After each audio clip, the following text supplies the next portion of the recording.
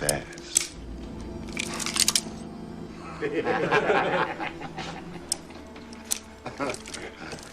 Do you remember that feeling? That moment when just hearing the opening music or seeing a lone cowboy riding through red dust was enough for you to know Tombstone was on. Back then, the TV was small, the picture was grainy, but Wyatt Earp still stood as solid as stone. Johnny Ringo was still terrifying enough to make every kid hold their breath, and Doc Holliday, just tilting his head and dropping one line, could silence an entire neighborhood. In those memories, Tombstone wasn't a movie, it was a perfect world, clean heroic, gleaming as if it had stepped straight out of a cowboy comic book we all once wished we could live in. But what if you knew that behind the moments you once idolized were secrets so dark that Hollywood buried them in silence for 3 decades?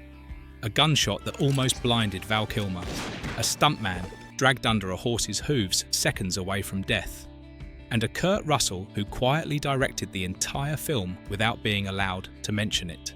Today, we reopen the old memories, the stories revealed by the cast of Tombstone themselves. Truths that may make you see this legendary Western in a completely different light. 1. Kurt Russell speaks for the first time about becoming the real director of Tombstone. Do you remember the first time you watched Tombstone? That moment when Kurt Russell rode out through the red dust, his face stern, as if he were ready to shoot the whole world. Or Doc Holliday leaning against the saloon post, squinting with that half smile. Everything looked seamless, sharp and full of attitude, as if the production always knew exactly what it was doing. But if you flip through the behind-the-scenes notebook of Tombstone, you'll find another truth. The movie only held together, only flowed, only had that quality fans love because one man silently carried it from within. Not the credited director, not the screenwriter. It was Kurt Russell, the man you thought was only worrying about playing Wyatt Earp. Just a few weeks into filming, Tombstone fell into chaos. Director Kevin Jarre was so perfectionist that he demanded every shot be flawless to the point the schedule collapsed. Some days, just adjusting the horse's running speed to make it aesthetically correct required so many retakes the actors nearly quit. The studio ran out of patience. And then Kevin Jarre was fired, a decision quick, cold and brutal like a bullet to the heart. The crew suddenly stood stranded in the Arizona desert, just like Tombstone itself once had dusty tents and with no idea who was in command. Filming froze. Actors panicked. Crew members waited for orders in silence. And in that moment, Kurt Russell did the unthinkable. He stepped in as director. But in the shadows. No meetings. No announcement. No paperwork. Just the next morning, people saw Kurt standing beside the camera, reviewing shots with the crew. Adjusting performances. Cutting unnecessary dialogue, planning angles, telling one actor where to stand, another where to look, shaping the tone of each scene. From that day on, Tombstone was run by an uncredited director. Kurt rewrote scenes. Kurt guided the actors. Kurt set the shooting rhythm. Kurt kept the crew from collapsing. But the studio forbade him from going public. They didn't want legal trouble. They didn't want the press involved. They didn't want the film guilds raising hell. So Kurt Russell directed a major Hollywood film, as if he were conducting a covert operation. He worked himself to exhaustion, slept only a few hours a night, and sometimes showed up on set looking like he'd just walked out of an all-night brawl. Kurt Russell said in a rare interview, "Nobody knows what I did behind the camera. But I'll tell you this, if Tombstone survived, it's because I had to carry it day by day, even if my name never appears in the directing credits." 2. Val Kilmer admits he played Doc Holliday while his body was genuinely on the edge of collapse. Do you remember the first time Doc Holliday stepped out of the saloon's shadows? His pale face, half-closed eyes loosened, collar looking like the slightest breeze could send him straight to the grave. A beautiful sickness so convincing you almost believed he was born to die among western dust and gunpowder. The truth, later admitted by Val Kilmer himself, is that he didn't want to act sick. He wanted to look like someone truly walking toward death. And to achieve that, Kilmer chose a path no doctor would ever endorse. He turned his body into a part-time corpse. He kept his body temperature low by lying in a cold room before each scene. He drank very little water so his skin would dry, his lips would crack, and his energy would fade naturally. He breathed short, shallow breaths and tensed his muscles to create the feeling of strain in every line. Every time he stepped in front of the camera, he didn't look like an actor playing Doc Holliday. He looked like a patient who had crawled out of bed just in time for his scene. One crew member recalled Val didn't laugh, didn't talk, didn't joke. He kept his energy so low that just looking at him made you feel sorry. The biggest shock came during a saloon scene. No fight, no gunfire, just a simple line of dialogue. But seconds after the camera rolled, Val Kilmer collapsed to the floor like a candle snuffed out. Everyone thought he slipped. But when they lifted him, his face was ashen and his breath so faint it couldn't be heard. The set medic rushed in. They measured his pulse, checked his breathing, and asked if he had eaten. Val only whispered, "I'm fine, just a little dehydrated."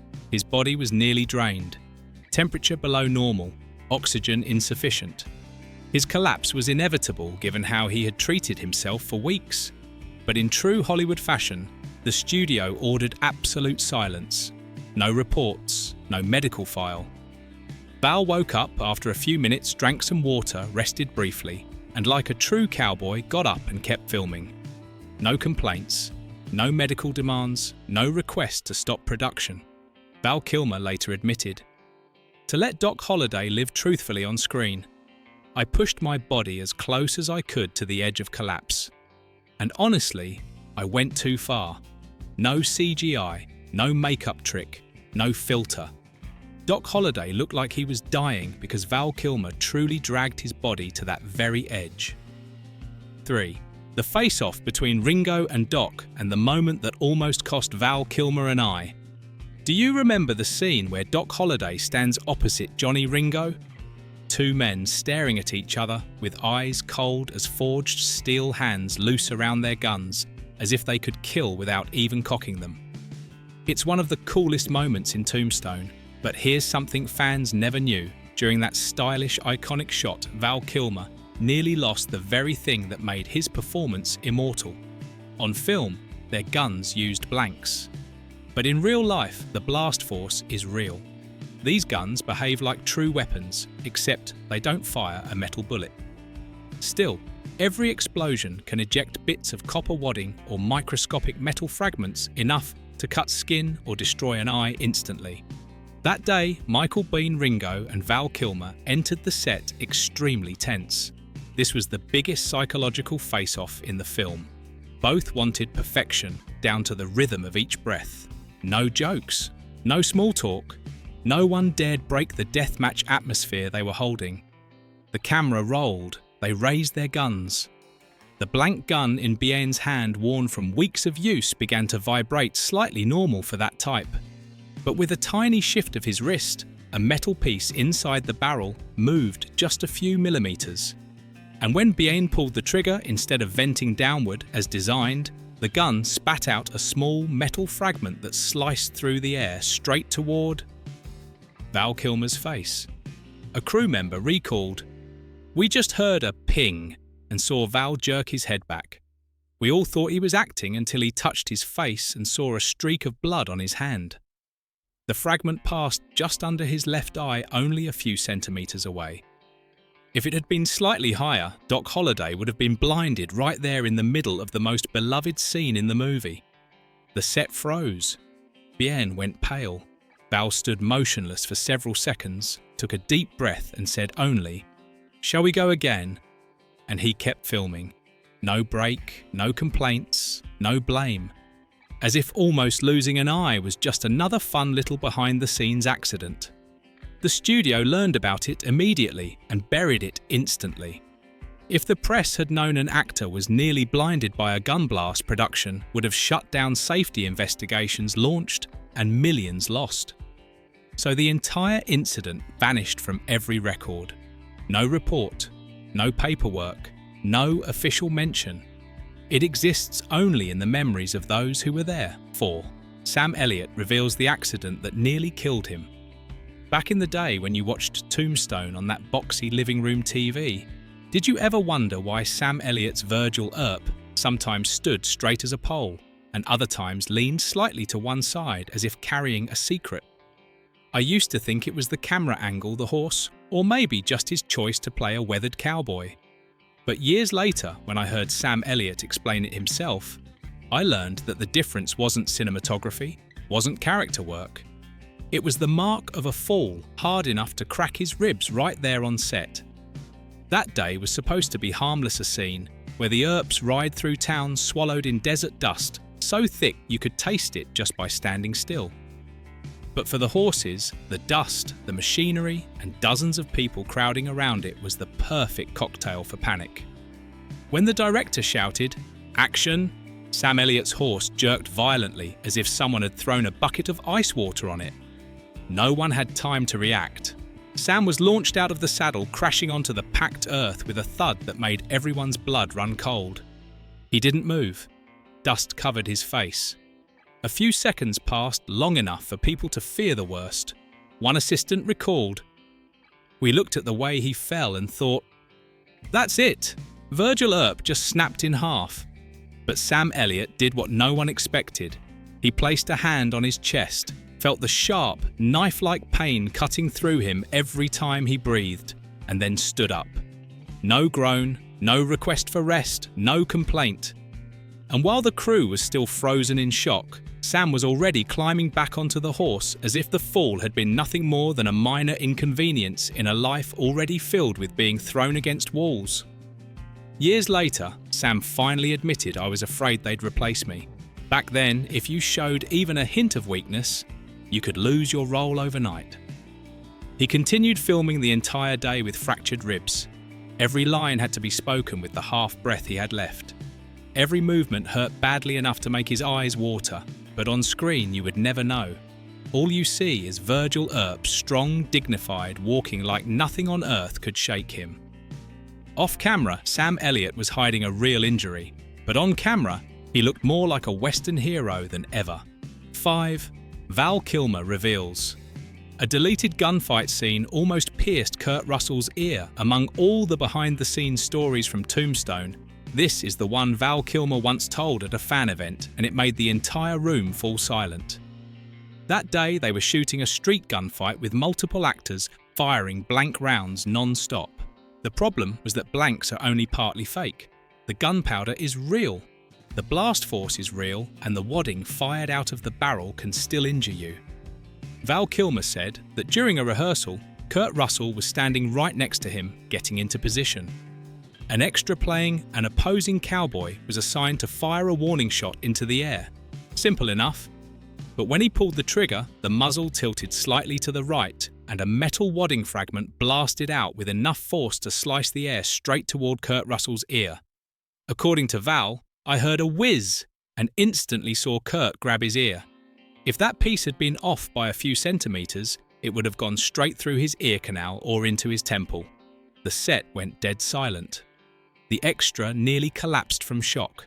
Thankfully, the fragment only grazed Kurt's ear, leaving a shallow cut, not deep enough for a hospital visit, but strong enough to leave him dizzy from the close-range blast. That very day, the studio immediately shut down. The scene seized the guns, rechecked every prop, and in classic 1990s Hollywood fashion ordered, "No one is to talk about this. Don't let the press smell it."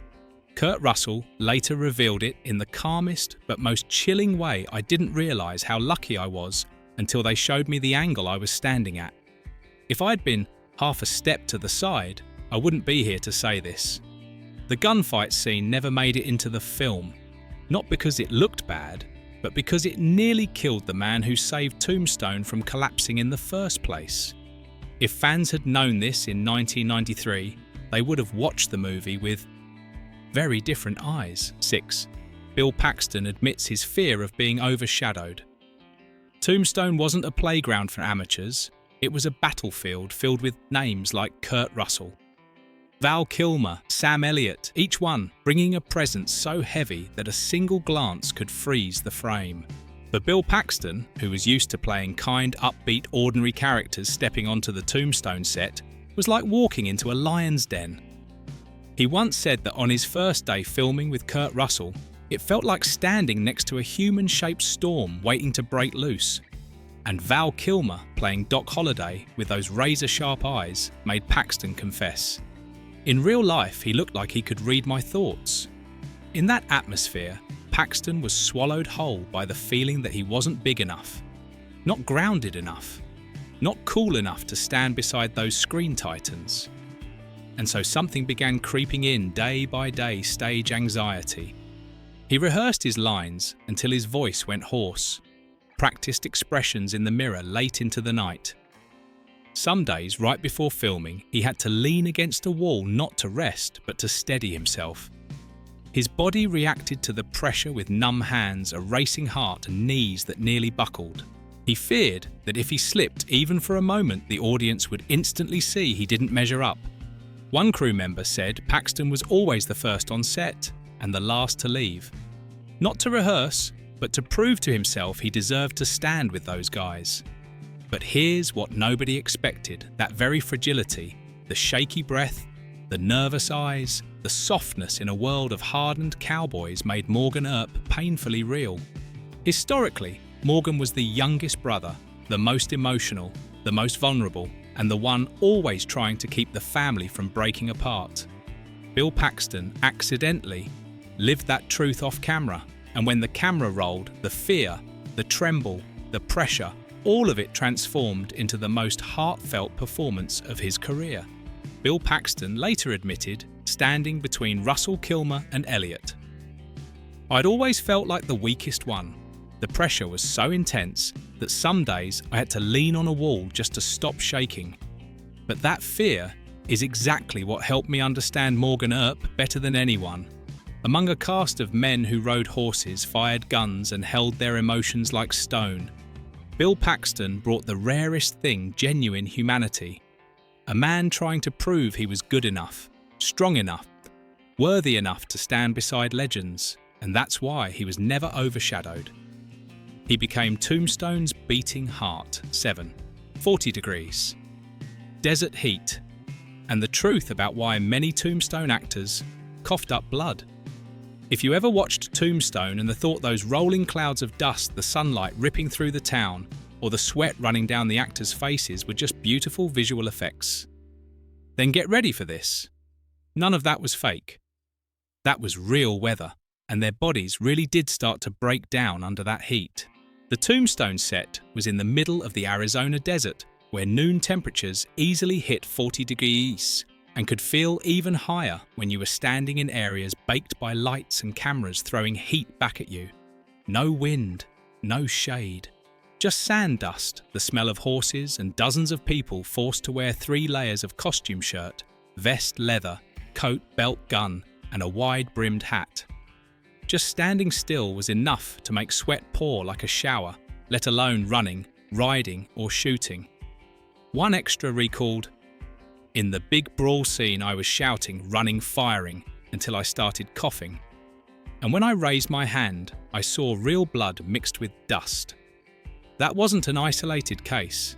Many people coughed non-stop from inhaling fine dust kicked up by horses, the ground, and blank explosions.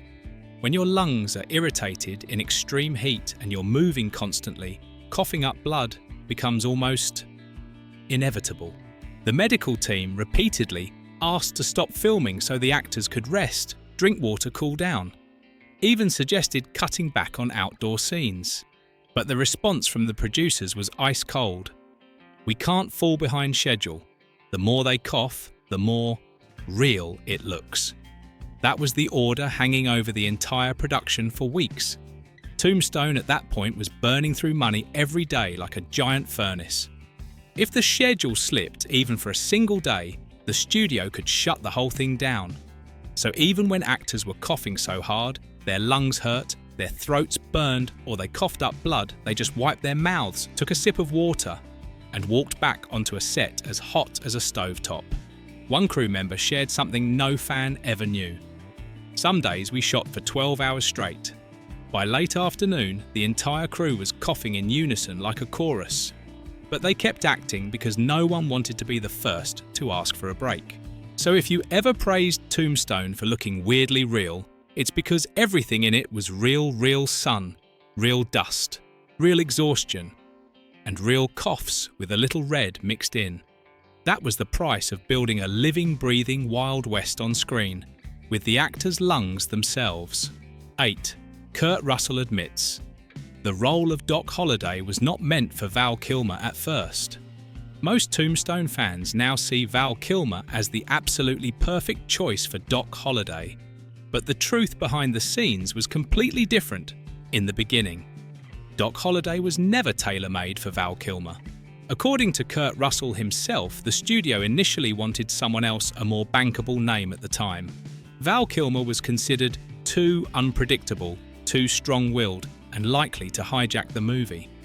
The studio was afraid he'd turn Doc Holliday into Val's personal movie. But after a short reading, Russell described the moment as like watching lightning hit the room. Val wasn't reading lines, he was living inside them. And when he looked at me, I knew instantly nobody else could be Doc Holliday.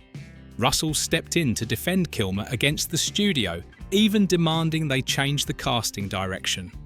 He later admitted, if they turned Val down, I would have walked away from the role.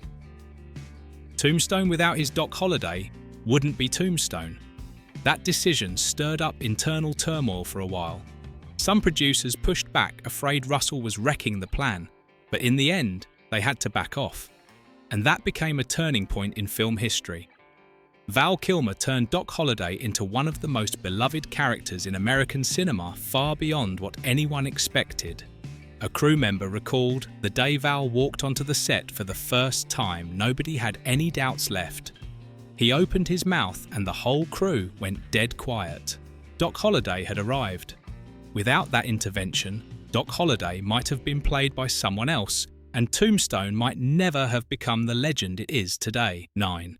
The stuntman who was dragged under a horse and almost died on set.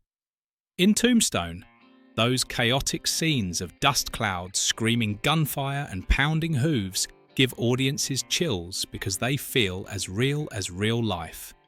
But one of those moments came dangerously close to becoming real life in the most literal way.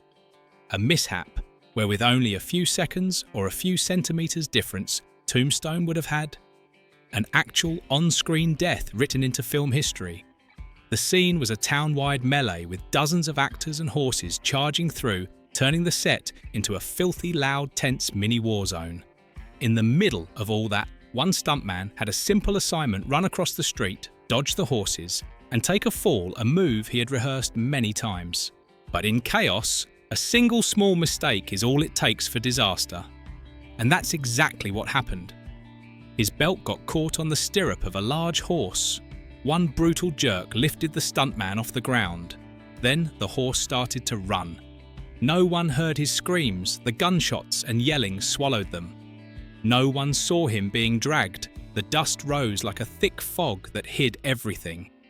All you could hear was the thunder of hooves hitting the ground, each beat like a countdown to the moment one of those hooves would come down on his head.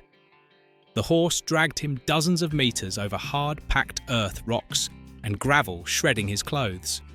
When the animal finally stopped with one last skid, its two front hooves halted right in front of the stuntman's face, missing him by only a few centimeters.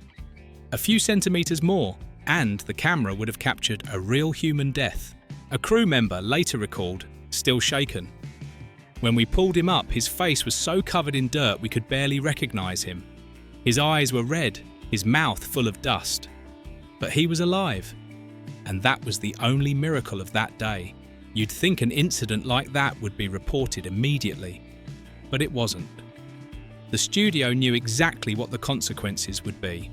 If the accident went on record, there would be safety investigations, production shutdowns, and a shredded schedule with costs exploding sky high. The report was erased. No paperwork, no investigation. No one was allowed to talk about it. The accident survived only in the memories of those who saw it, and in a few old scars on the body of the stuntman who was almost crushed to death. On screen, the street battle looks raw, violent, alive, as if the crew had somehow bottled the chaos of the Old West without any tricks. But the truth is, Tombstone reached that level of reality because there was a day when a man was dragged under a horse and was just lucky enough to live and tell the story. Tombstone appears on screen like a Western epic. Cowboys stride through red dust guns, gleaming eyes, cold, their presence enough to silence an entire town. But when you peel back the layers of behind-the-scenes reality, you see that strength wasn't just acting. It was sweat, blood, coughing fits, cracked ribs, stolen sleep, near-fatal accidents, and the quiet fears no actor dared speak of at the time. What you see on screen is the legendary tale of the Old West. What happened off camera is the story of human beings with all their pain, fear, and stubborn resilience. After hearing all these secrets, who do you think sacrificed the most to make Tombstone a legend? Let me know your thoughts in the comments.